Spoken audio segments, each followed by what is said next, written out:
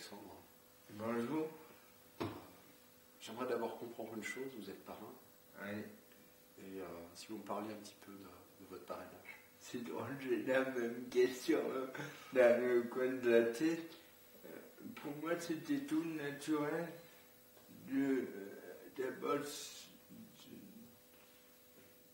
je crois que quand on a beaucoup reçu dans la vie, et quand on a vécu une certaine solitude, le mouvement naturel, c'est de redonner et surtout de se tourner vers l'autre. Alors, il y a beaucoup d'associations qui s'occupent des autres.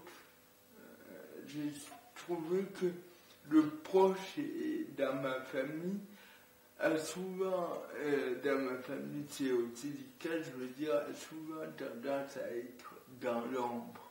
C'est-à-dire en tant que personne handicapée, avec ma femme, mon frère, les enfants, on me voit d'abord, ça saute aux yeux, et c'est à risque de banaliser un peu le quotidien des autres, la dureté de la vie des autres, et c'est pour ça que montrer que des proches peuvent se réunir pour essayer de rejoindre des ressources, parce qu'il n'y a pas 10 000 solutions, c'est plonger à l'intérieur de soi-même, essayer d'avoir des liens avec les autres. C'est ça qui m'a motivé et j'apprends beaucoup. Je suis frappé des ressources des gens et dans ma vie, ça m'a souvent été une belle leçon. Et quand vous venez ici en tant que parrain, mais pour moi, c'est naturel. Et c'est ça, je pense, dans ma tête. C'est beaucoup plus original que vous soyez là que moi. Parce que moi, mon parcours, ça m'a sensibilisé au handicap, à la souffrance, à l'écoute. Il n'y a rien de bien original. Mais que vous soyez là, je trouve ça merveilleux et j'aimerais bien en savoir plus. Alors, en fait, j'ai vécu une situation de proche aidant il y a très longtemps. C'était il y a plus de 20 ans, quand ma mère a eu la maladie d'Alzheimer, et que je me suis rendu compte que finalement c'est quelque chose dont j'ai extrêmement peu parlé pendant beaucoup d'années. Et que le temps passant, j'ai eu envie un jour pas de le crier, mais j'ai senti que c'était quelque chose qui était en moi et qu'il fallait que j'en parle pour plusieurs raisons. La première, c'est parce que j'en avais souffert et que j'aurais peut-être pu éviter certaines formes de souffrance si, à un moment donné, j'avais eu des interlocuteurs. Mais aussi, ce qui me semble la vraie raison pour laquelle, enfin l'autre vraie raison pour laquelle je suis là, c'est que je suis arrivé à m'en sortir. Et j'ai envie de comprendre pourquoi. J'ai pas encore tout compris. Et j'ai envie de le dire. Parce que j'ai l'impression que ça peut avoir une utilité. Et que le fait que simplement je puisse évoquer un parcours, raconter par quoi je suis passé, et que les autres puissent se reconnaître, il me semble que simplement cette formulation peut aider parfois les autres à se reconnaître dans les situations, à relativiser et peut-être à aller de l'avant. C'est quelque chose que j'ai encore en moi aujourd'hui, et si je me sens fort, c'est parce que ce que j'attendais de plus important de ma mère, je l'ai eu. Et que ça m'apporte une certaine forme de sérénité. Je le répète, ça ne règle pas tous les problèmes. Est-ce que les gens qui viennent à l'espace proche, c'est tous des gens qui veulent être aidés, ou bien est-ce que c'est des gens qui veulent simplement parler? Ou bien est-ce que c'est la même chose? C'est magnifique, vous pointez vraiment la différence entre la présence et aligner les connaissances. J'ai peut-être parlé trop vite en disant être aidé. Ce qui manque souvent, et là je parle en tant que personne qui a souffert et qui souffre, c'est être écouté. Alors, il y a le fameux « je te comprends », que les psychiatres disent souvent « je comprends ».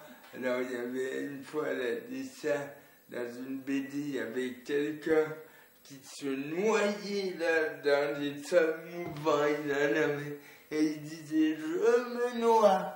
Il y avait un psychiatre qui disait « je comprends ». Autrement dit, la présence, c'est pas un miroir impassible qui s'en fout, mais une présence, c'est justement purement gratuite. Je suis là à l'écoute. Finalement, écouter, c'est pas donné à tout le monde. Parce qu'il y a des projections, il y a des armures, des carapaces, des attentes.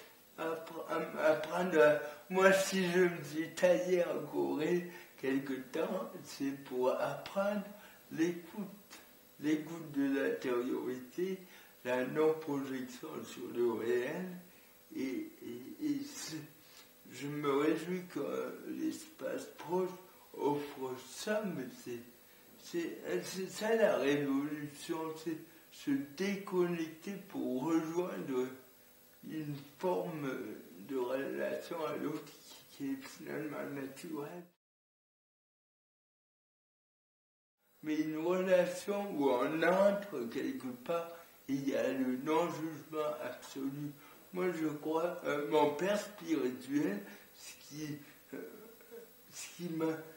suis arrivé en Corée, le premier acte de libération, c'est j'ai écrit tous mes péchés mes spirituels et prêtre catholique, j'ai écrit tac, tac, tac, j'ai fait ça, et par email. Et j'avais peur, j'ai attendu l'email. Et il a répondu 3 jours après, j'ai tout lu. J'ai trouvé magnifique. On ne s'attarde pas, j'ai tout lu. Ça veut dire, tu ne te réduis pas à ce que tu as fait. J'ai tout lu, je passe à autre chose. Et combien de fois j'ai cherché ce regard. Alors c'est pas j'ai compris, c'est j'ai tout lu.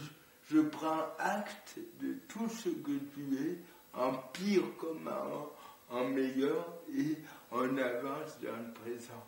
Et bien le dialogue, l'amitié dans le bien, pour moi c'est ça. Mais c'est d'une difficulté dans un monde où on est toujours précipité. J'étais acheté une valise avant et j'ai recueilli le propos d'une dame qui a acheté un iPad et la vendeuse elle disait demain c'est la fin des soldes, achetez-le ce soir. Donc instaurer une logique de la gratuité où je ne calcule pas, de la non-précipitation et du non-jugement.